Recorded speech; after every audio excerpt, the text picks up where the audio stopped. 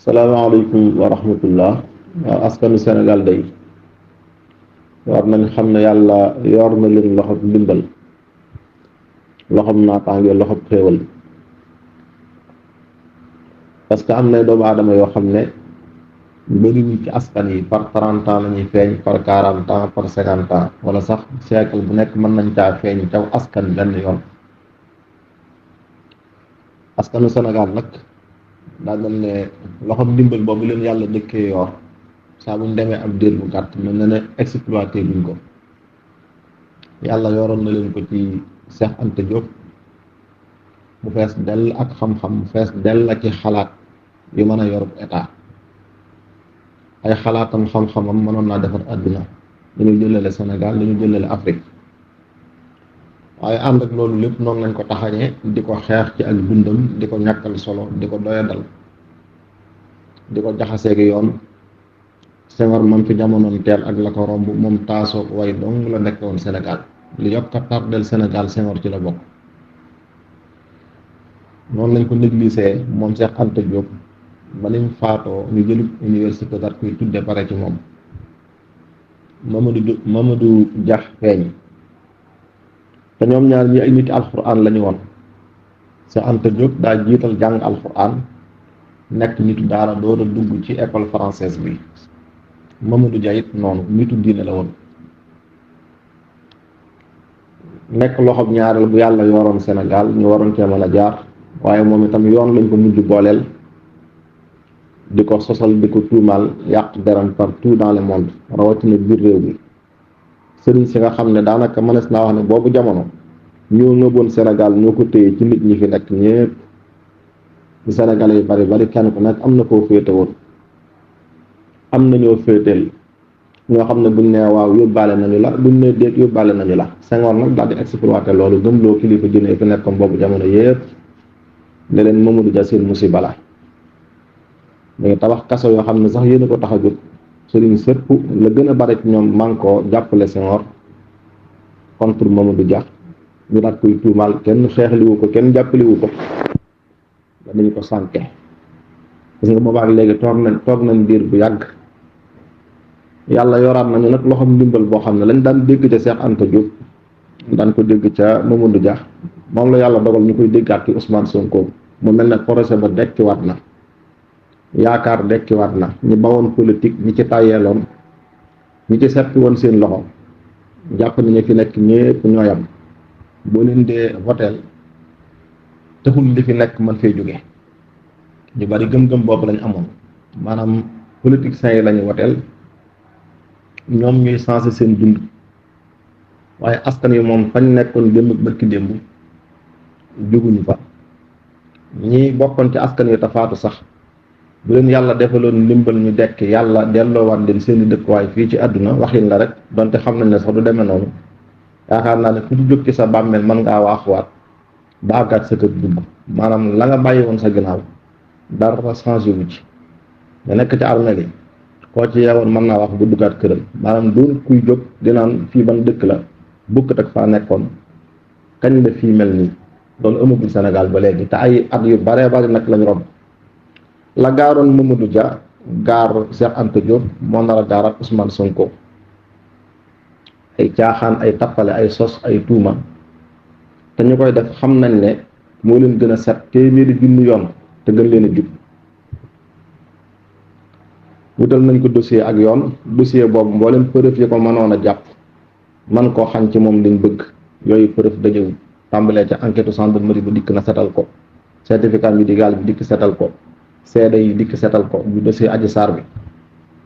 ay audio génn setal ko. ñu dem yóbbu mbir mi ne dañuy dem procès. dem nañ ba gis na dossier boobu diis naag ñoom gann liñ bëgg mu jàppandee foofu du yomb, te it mënta gaawee foofu. ndax chambre criminelle ba ñu yóbbu dossier ba ñoom seen liggéey daa am nu muy doxe. na muy doxe mooy dossiers yi dañ ko catégoriser, dossiers yu nekk ak année ba nga xamee ni moom la tollool. te ñoom ñi ñuy gën a prioriser mooy ña nga xam ne seen dossier dafa nekk ca ñoom bu nag ñu nekk ci biir kaso bi, buñ leen yamale ki nga xam ne dossier ma nga ca ñoom waaye ñu ngi ci biti doxi soxlaam comme Ousmane Sonko te état bi xam nañ ne rapidité biñ soxla ci dossier bi ngir mën koo faagaagal fii ak 2024 mënuñ ko cee am fii ak 2024 amoon ci procès boo xam ne amaana bu jàllee mën na am ay appel yuñ ca dolliwaat appel yooyu day jëlaat ay temps biñ ne dañu dem procès donc avocat défense bi def nañ kalaame te chambre d'accusation ngir dakkal procès ba loolu war a jëlaat ab diir kon état bi gis nañ ne ñoom liñ soxla ci ku leen faagaagalal Ousmane Sonko ci yoon mënta amee ci dossier boobu wala suy am du gaaw moo tax ñu daal di changer stratégie daal di changer méthode bi ñu doon jëfandikoo daal di tëjjiwaat beneen plan boo xam ne plan secours la muy dossier Mame Mbaye Niang bi nga xam ne yéen a dañ amoon ci dossier Adji Sarr bi moom lañ toxal indi ko ci dossier bii gravité bi dossier Adji Sarr bi amoon moom la dossier ñaareel bi am la nit ñu doon daw fee ak lañ ca doon ragal jàpp ne mën naa xañ Ousmane Sonko mu bokk ci élection yi loola it mu amaat ci dossier Mame Mbaye Niang bii daa mel na nag loolu ci nit ñi joxuñ ko benn solo jàpp nañ ne moom Mame Mbaye Niang rek la waaye état bi moom lenn képp lay cherché ci dossier bi waxoon naa ko tey ci suba mooy na ca am sursis daan boo xam ne dana leen dimbale ba seen ell nangam yu dul jeex yooyu ca kat code électoral bi am ca benn ell bu dal ci kaw Sonko man faa teggee ñu ne léegi yoon moo ko tee bokk fekk dossier politique buñ organisé ci politique moo ko tee bokk ndax li tax politique la mooy Sénégal lu mu ko ëpp ay tappale amul ndax yow dangaa sàcc nga ne waaw dëgg la man damaa sàcc waaye ki nga ne moo ma jàpp bukk te ki ma jàpp waaw IGF nga wax ne moo ma jàpp IGF moo ma jàpp waaw